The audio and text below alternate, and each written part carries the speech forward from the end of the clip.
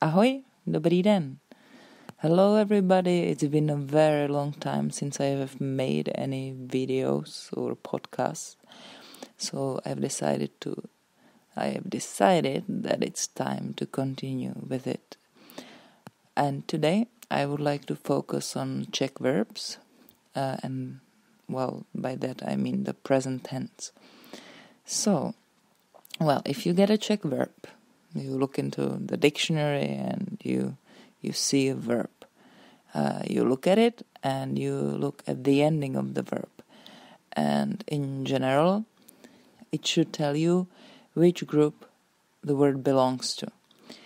Because there are 4 groups of verbs, and that's important for the present tense, because when you know which group the verb belongs to, then you know how to conjugate it. It means how to change it to make it a certain person, because the form for I is different from you singular, he, she, it, we, you plural, or they. If you speak Spanish or Italian, the same thing happens, or French. Of course, Slavic languages work that way. English has been simplified, and I don't know about other languages. Asian, they probably were completely different.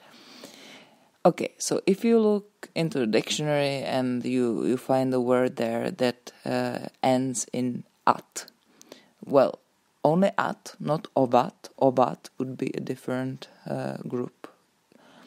So if you see there is at the end, usually a short A and T, that would be the first group. For example, the word dělat, to do or make, belongs there. Or odpočívat, to have a rest. Okay, so you have this infinitive, and then to make it, to change it, you follow this pattern. And it's am, až, a, ame, ate, ai. These are the endings. So já dělám, I do or make. Ty děláš, you singular, make or do. On dělá, ona dělá, ono or to dělá, which would be he, she, it, makes, does. My děláme, vy děláte, oni dělají. So we do make, you plural or formal make, do, and they make or they do. It's good if you can remember one word, and it's true that in the Czech language you do not need to say the pronouns, the personal pronouns. You do not always need to say já dělám or ty děláš. In general, Czech people don't actually say it every time. You only use it when you want to stress the person. Or in spoken Czech, people use it more than in written Czech. Okay, so maybe let's have a look at a few verbs that belong into this group. So, we've already said dělat, já dělám, and that means I do or I am doing, because in the Czech language we do not differentiate between present continuous or present simple. So it depends on the context, whether you mean you're doing something right now or you do it in general. Okay, another one.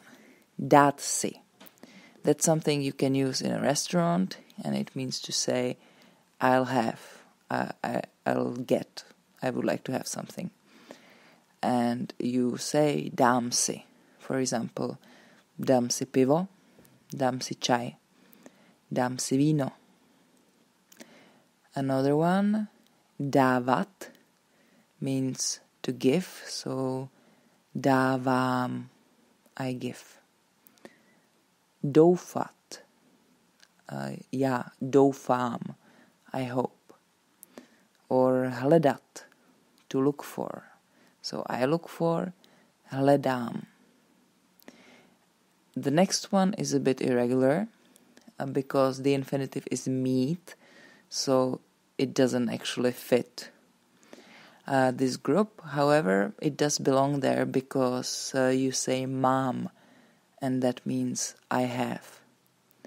Obědvat would be to have lunch, so you would say obědvám, I have lunch.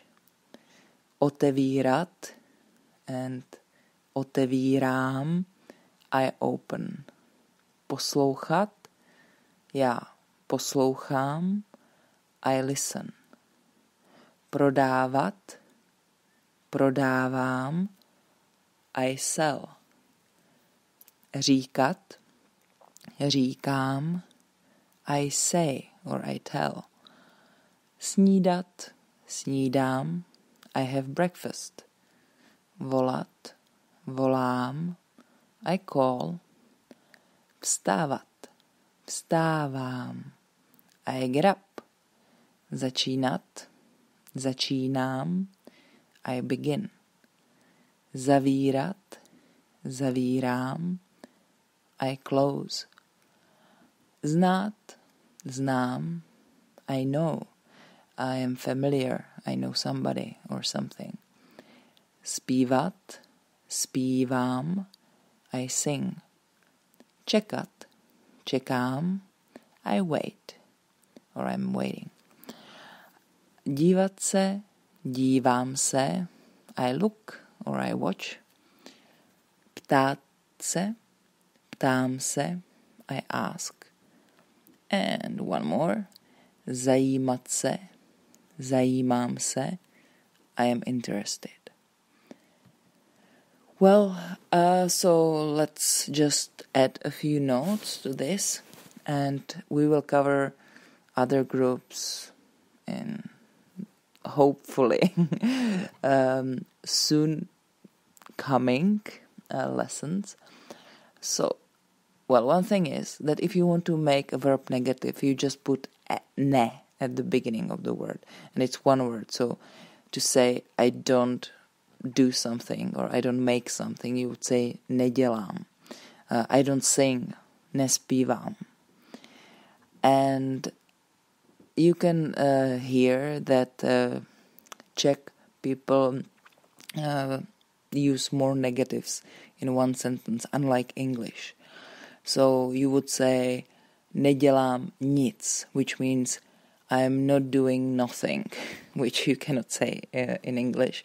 But in Czech, one thing is that the verb is negative, I'm not doing or making, and then you also say nothing, nic.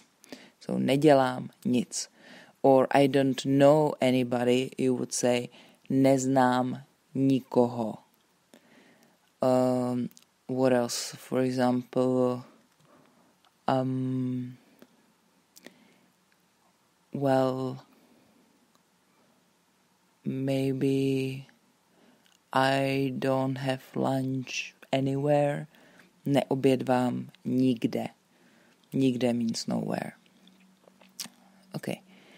Another important thing related to verbs is the position of these short words se and si. They should always be second in a sentence.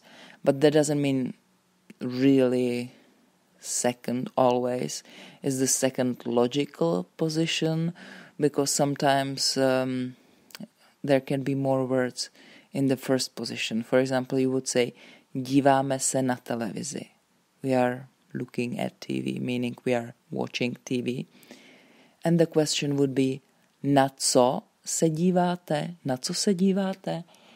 What are you watching? But you see there is na, the preposition, and then co. So they are actually two words. But it's kind of like one package. Or you could say Karel a Klára se dívají na televizi. So here you even have three words. Karel a Klára. Charles and Claire, if you want to translate the names, are watching TV. So sometimes the first position can be more words, kind of a package, words that belong together. But then the second would be se, and the verb belonging to se or sometimes se can be actually much further away. It doesn't have to be right next to this se or se. And what is it, this se and se? Why do some verbs have se and others don't? I've been asked. Well, unfortunately, that's something you just have to remember. Sometimes you can translate this se and se as oneself, but sometimes it doesn't make sense this way. You just have to remember these verbs that have se or se are so-called reflexive verbs, or se and se could be called reflexive pronouns. You just have to remember which verbs have them. Well, and one more thing, when you are learning new verbs, you should always try to learn words in phrases, because that's the best way how to remember them. And with verbs, it's good to remember which preposition they come with, they are used with, or which case. Most verbs are used with the accusative case, but, well, some might be used with the genitive or dative. So among the verbs that we have listed today, such words where you should remember a preposition are čekat, to wait. So to say to wait for somebody or something is čekat na plus the accusative. So, for example, čekám na metro or čekají na metro. They are waiting for the metro. I'm waiting for you, čekám na tebe. Dívat se, to watch or look, comes with na and also the accusative. So díváme se na film, we're watching a movie. I am looking at you, again would be dívám se na tebe.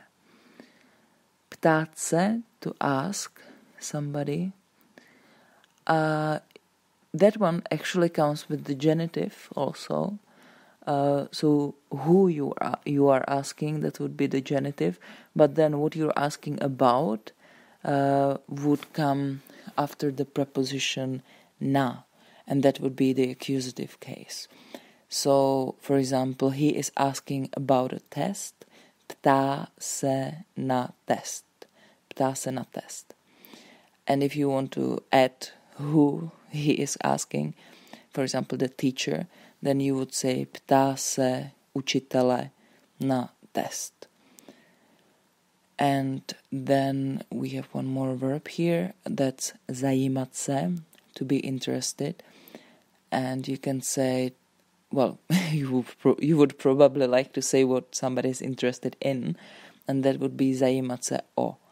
And again, the accusative case, so you should probably find out what it is, but I can't tell you today because that would be too much for this lesson. So, zajímám se o dinosaury. I'm interested in dinosaurs. Well, I'm not really, but, that's the phrase how to say it. Okay, so I hope you find this helpful and it's not too much. You can see the presentation and more presentations also on my website, which is www.ilearnczech.com. I would really appreciate if you like my videos or all the things that I have created and posted online, if you could donate something to support my efforts, because, well, you gotta live on something, right? And, well, also, I'll be very happy to hear from you, what you like or what you would be interested in. So, děkuju a zatím ahoj nebo nashledanou.